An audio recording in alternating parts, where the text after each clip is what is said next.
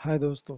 आज बात करते हैं समतापी जीव और विषमतापी जीव किन्हें कहते हैं, यानी वार्म ब्लडेड एनिमल और कोल्ड ब्लडेड एनिमल किसे कहते हैं। ठीक है, शुरू करते हैं।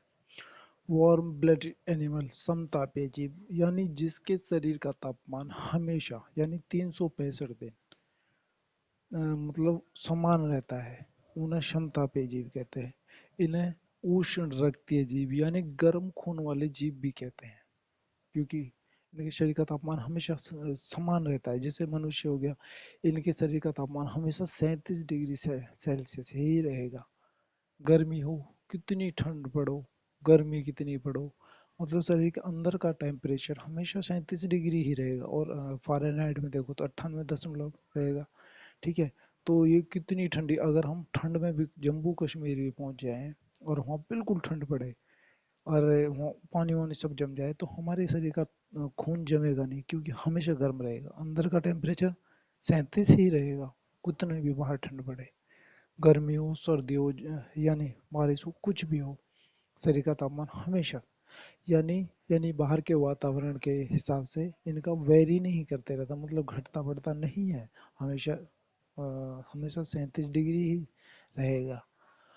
अगर बुखार ना हो तो, अगर बुखार हो गया तो बढ़ जाएगा, फिर तो दवाई ववाई लेनी पड़ेगी। ठीक है, तो हमेशा इनका 37 डिग्री ही रहता है। अब देख लिए स्तनधारी, जैसे मनुष्य हो गया जो दूध पिलाते हैं, जीव ये हो गए, जानवर हो गए जैसे बकरी गाय भैंस, ये जितने भी बड़े बड़े जानवर हैं सब समतापीय जीव की श्रेणी में आते हैं। इनके शरीर का तापमान हमेशा घटता बढ़ता नहीं है।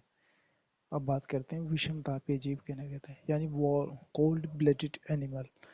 विषम तापीय जीव इन्हें शीत रक्तीय जीव भी कहते हैं। मतलब बाहर का तापमान, बाहर का वातावरण इनके शरीर के अंदर के टेम्परेचर को प्रभावित कर देता है, इसीलिए इसे इन्हें विषम तापीय जीव कहते हैं।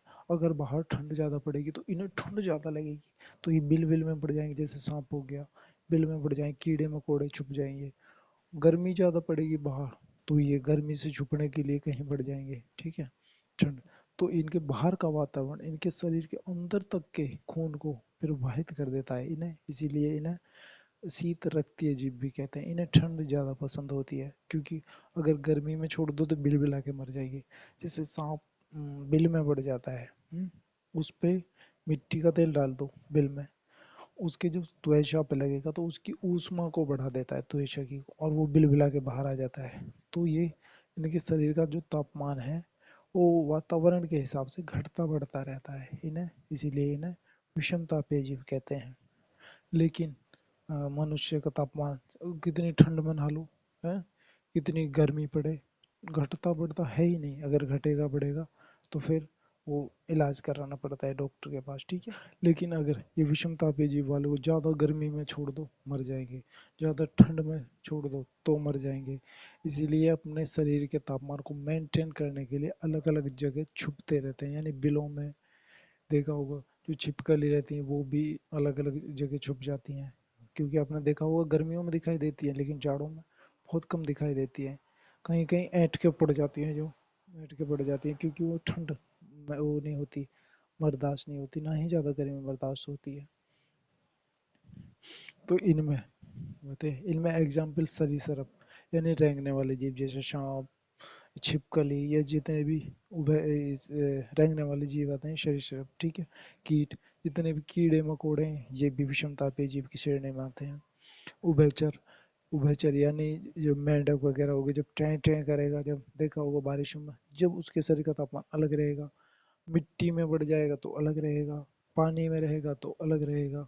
लेकिन अगर जैसे सांप हो गया, इसके शरीर का तापमान जब समान ही नहीं रहेगा, अगर इसे बुखार नापेंगे तो क्या पता चलेगा?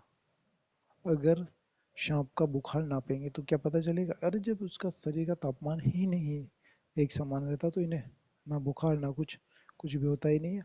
होगा भी तो पता ही नहीं चलेगा, अगर नापेंगे तो क्या पता, जब समान ही नहीं है इनका तापमान। तो इन्हें विषम तापीय जीव कहते हैं। तो आपके आई होप आप दोनों बातों को समझ गए होंगे, समतापीय जीव और विषम तापीय जीव आपको बिल्कुल अच्छे से समझ गए होंगे। मिलते हैं अगली वीडियो में, बाय।